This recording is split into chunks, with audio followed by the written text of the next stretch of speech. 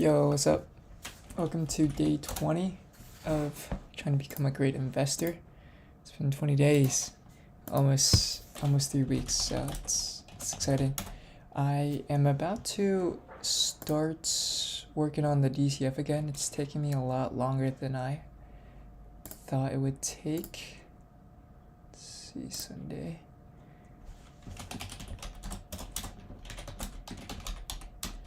Measuring cost of debt.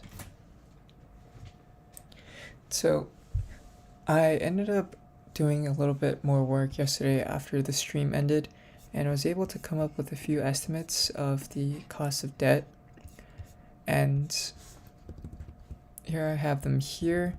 So I kind of use the framework described by Doran in his valuation book. And so I think this could be maybe a good starting point.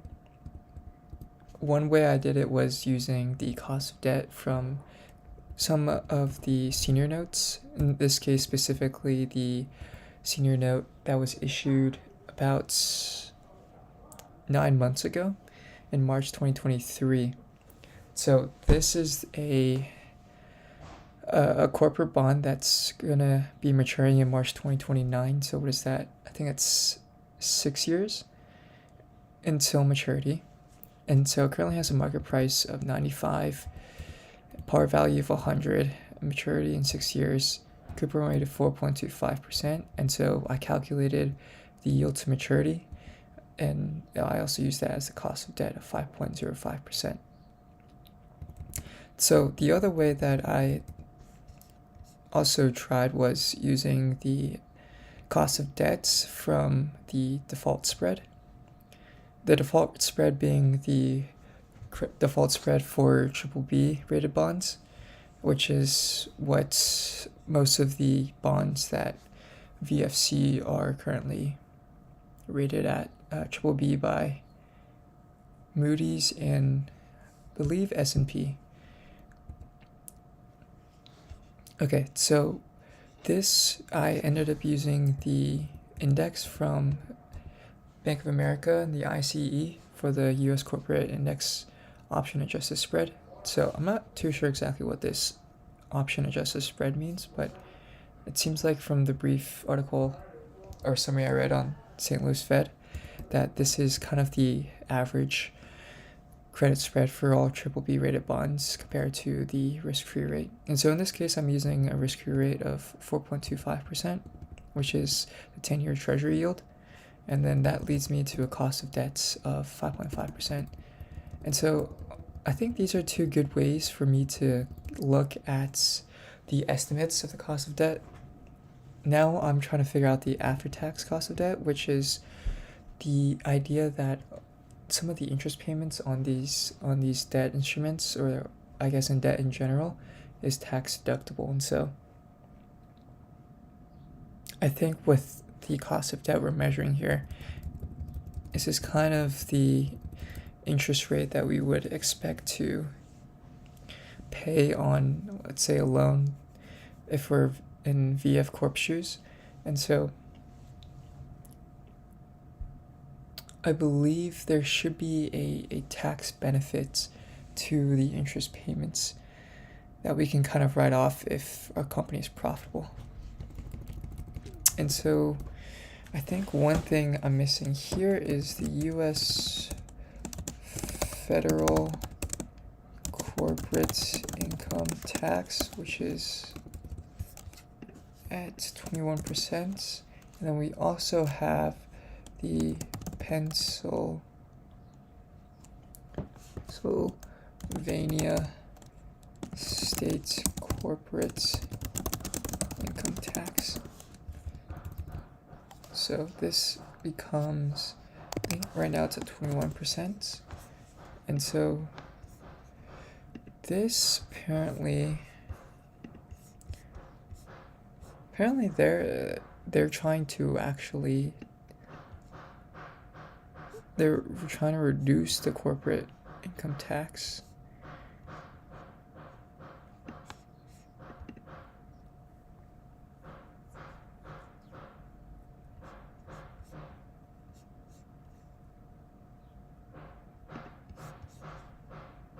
So maybe I could do a weighted average. Let's see.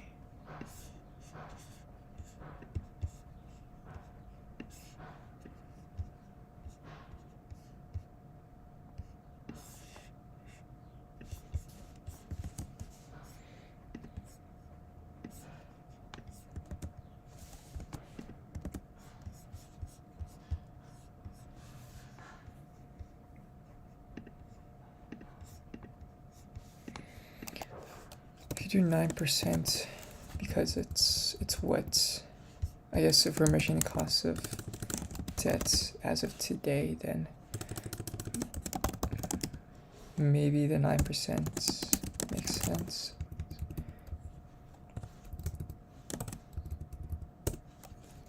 So we have a 30% marginal tax rate. Okay, and now let's estimate after tax cost of debt.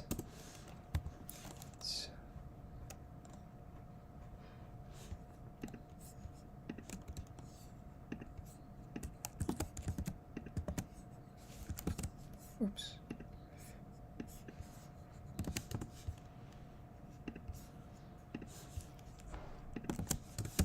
After tax cost of debt.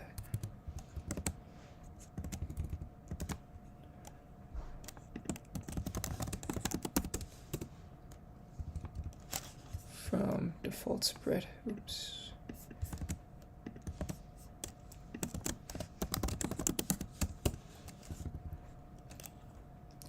So we have our cost of debts. So this is our yield to maturity. Oh.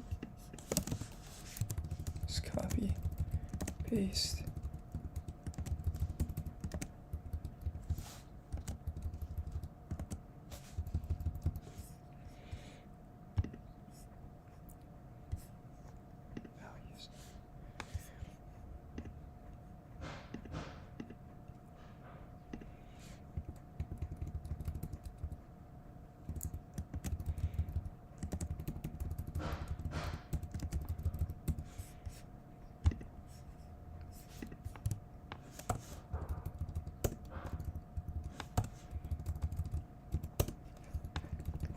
Marginal tax rates.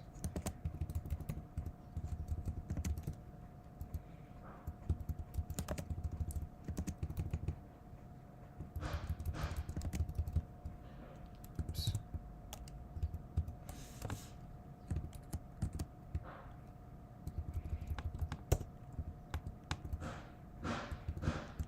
Wait.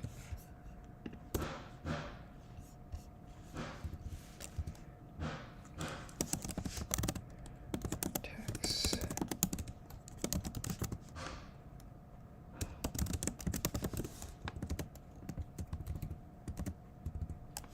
Is equal to 5 times 1 minus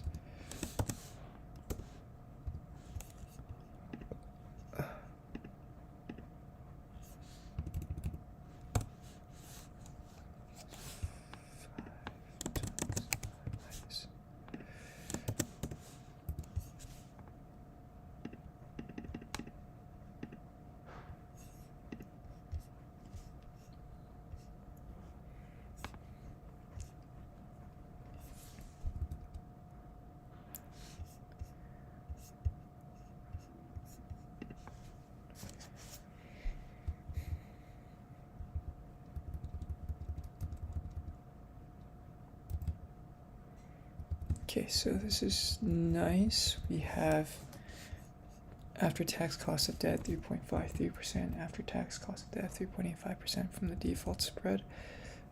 From the default spread, let's see.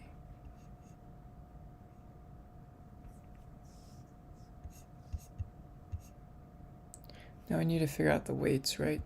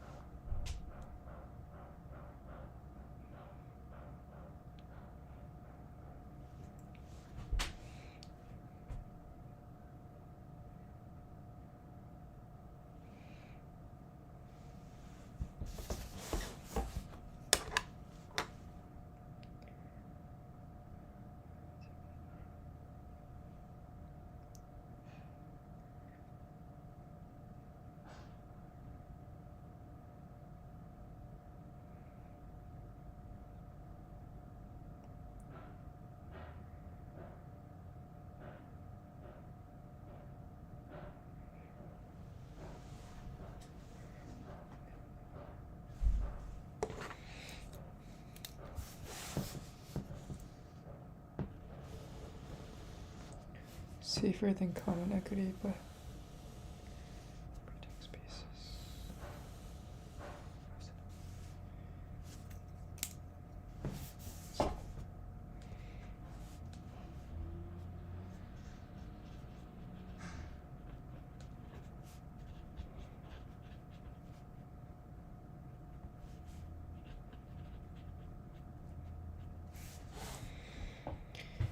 In general, hybrid securities.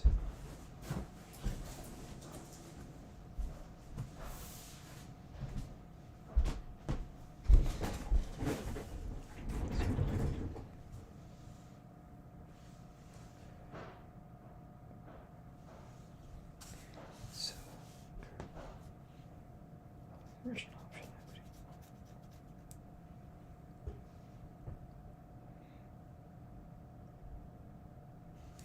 Instead of trying to calculate the cost of these hybrid securities individually, they can be broken down into their debts and equity components and treated separately.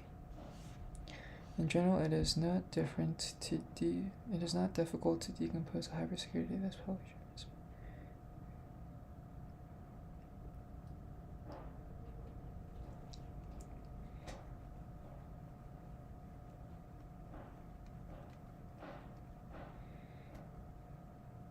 An option pricing model can be used to value the conversion option, and the remaining value of the bond can be attributed to debt. The convertible bond can be valued as if it were a straight bond using the rate at which the firm can borrow in the market given its default risk pre-tax.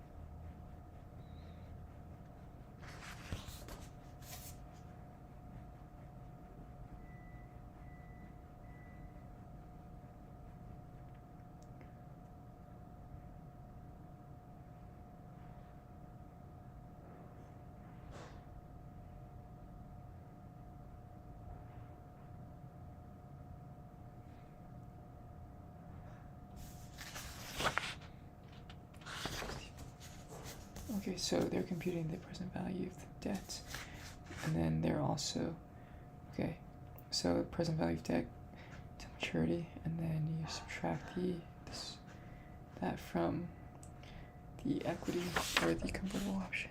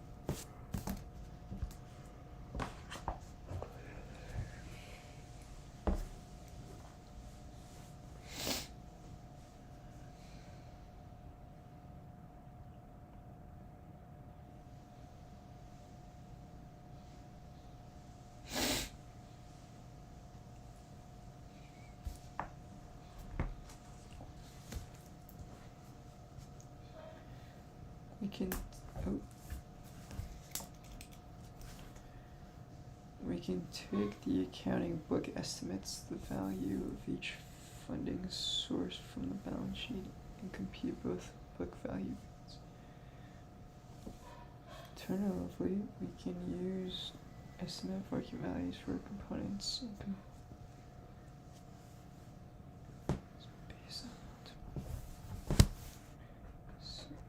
book versus markets.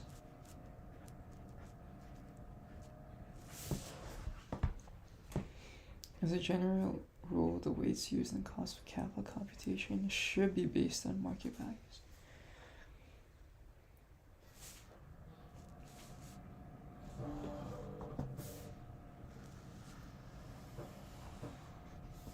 This is because the cost of capital is a forward-looking measure and captures the cost of raising new funds to buy the firm today. Since new debt and equity have to be raised in the market at prevailing prices, the market value weights is more relevant.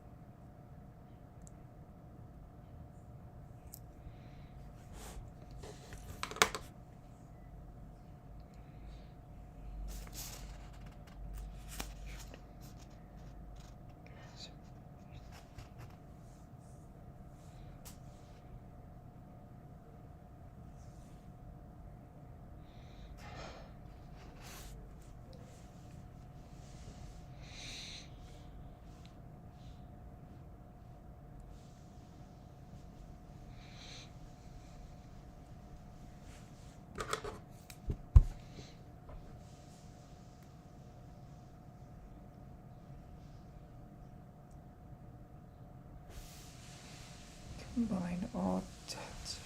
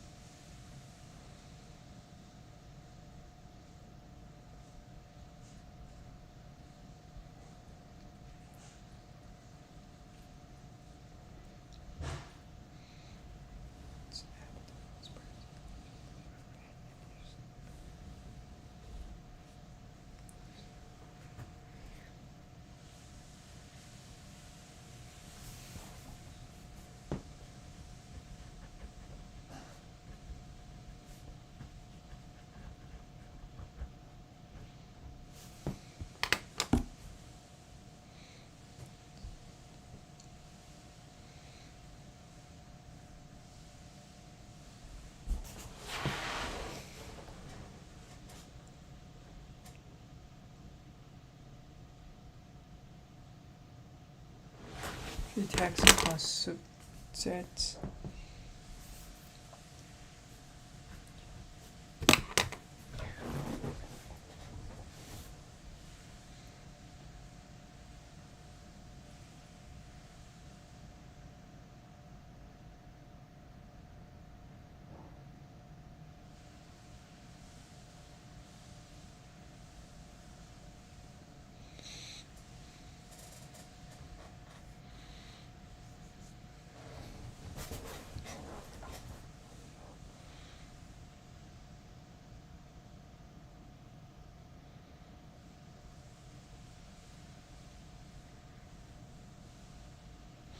This is the hurdle rate we want.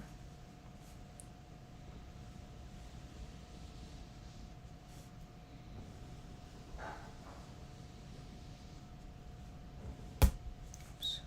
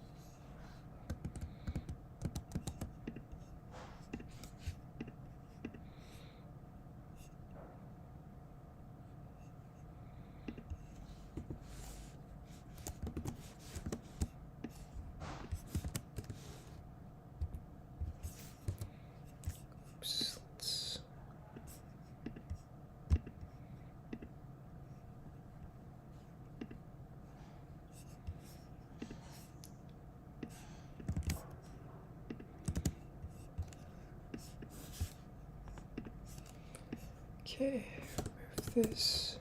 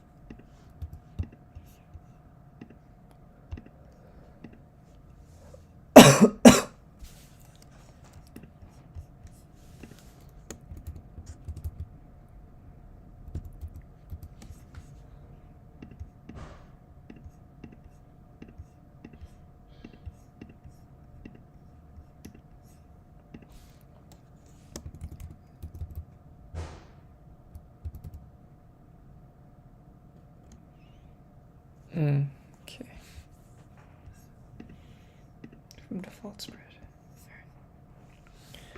So now estimating the weights.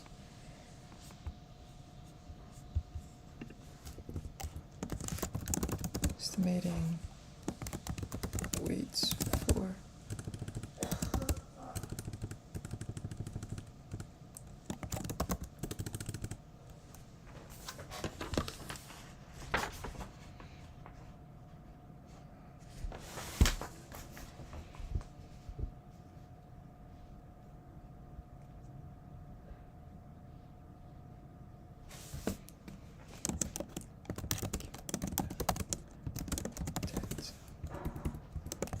estimating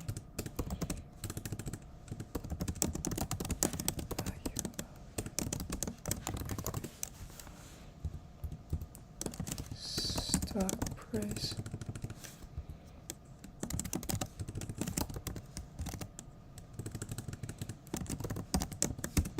Google stocks.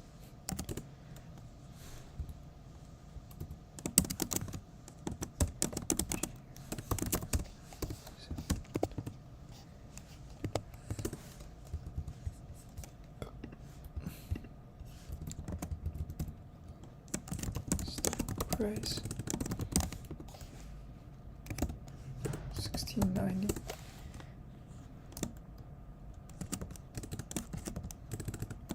Shares.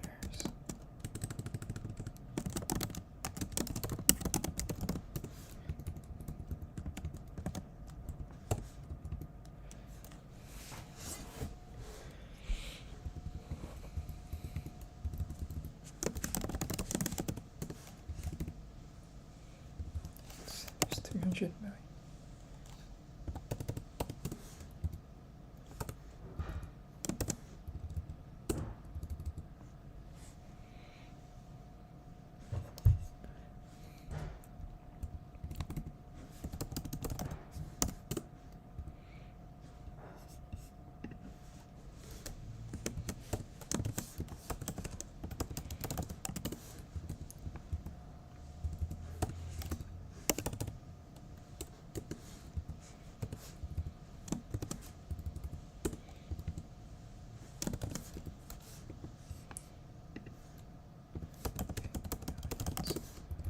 It's probably 350. 400. Somewhere around 400. Okay.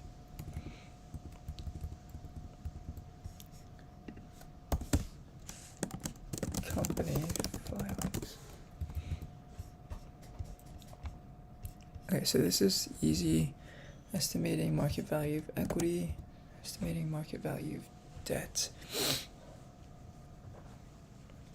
Source, company filings.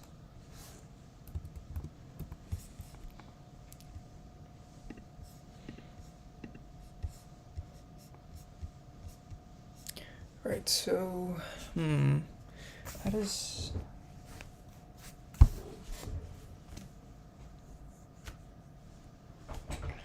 interest expense,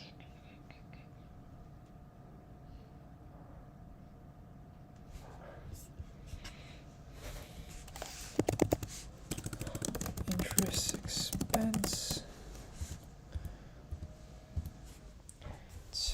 the interest expense.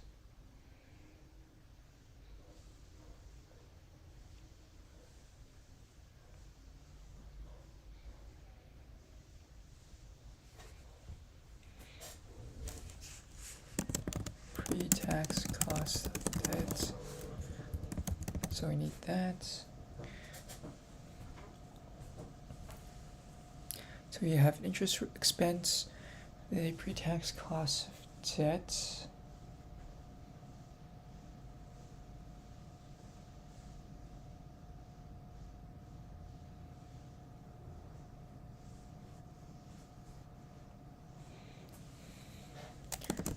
Book value of debt.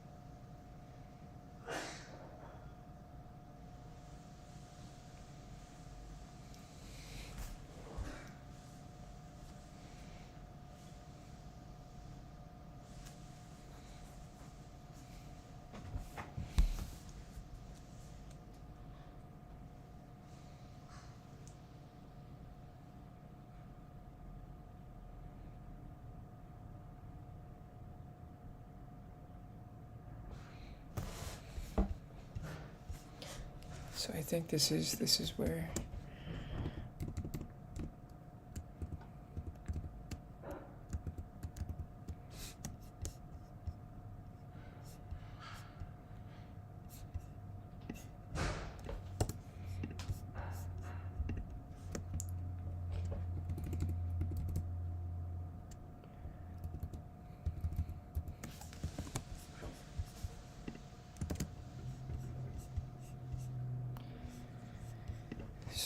this might be helpful. Alright, so we have average book value. Let's see. Alright. I'm gonna have to go back into the annual report to see again.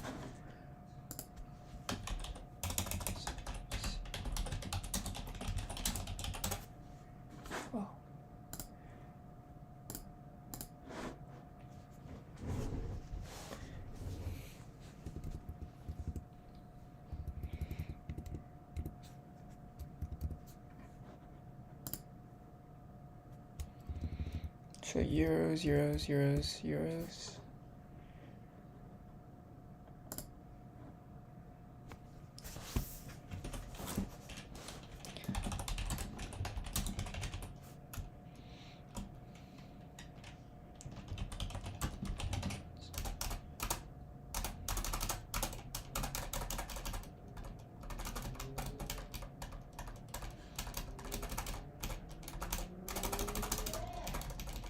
Yeah. Okay.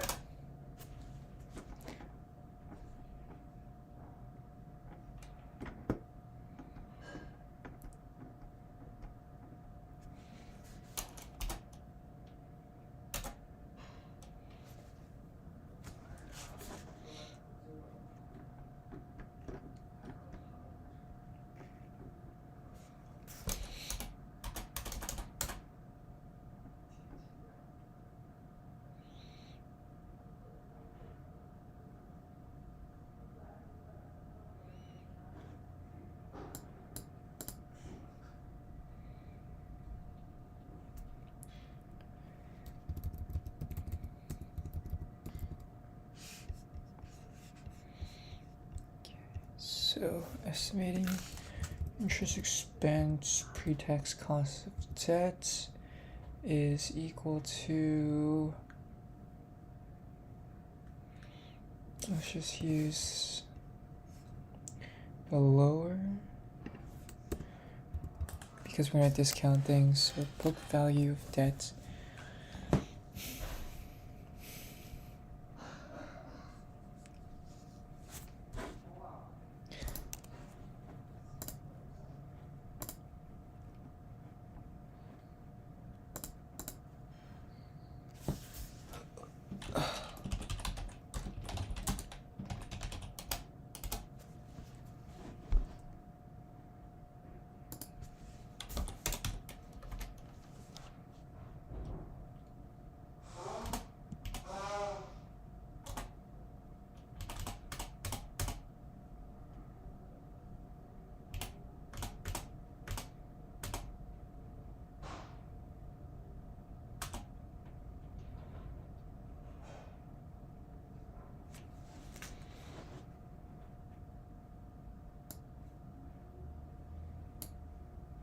It did decrease though, which is good.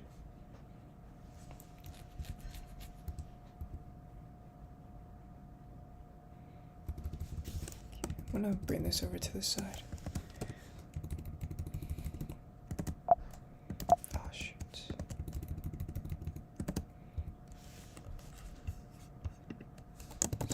$2023 10K. 2024 10Q.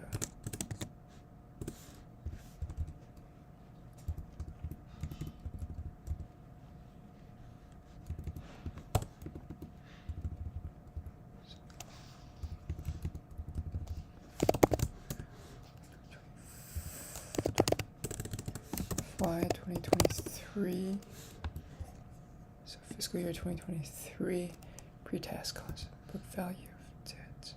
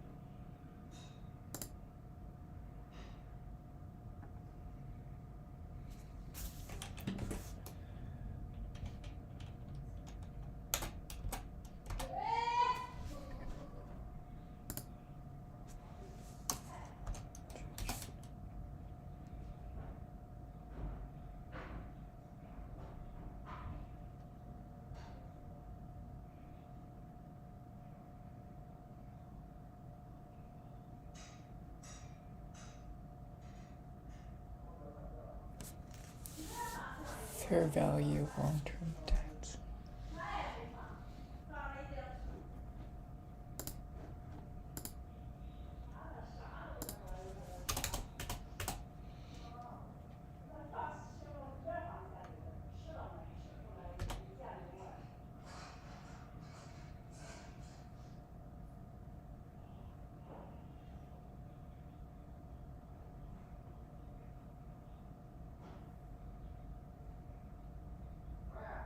Yeah. Fair.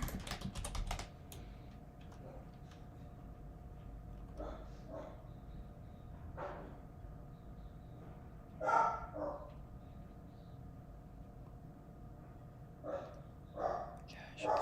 Microphone stop.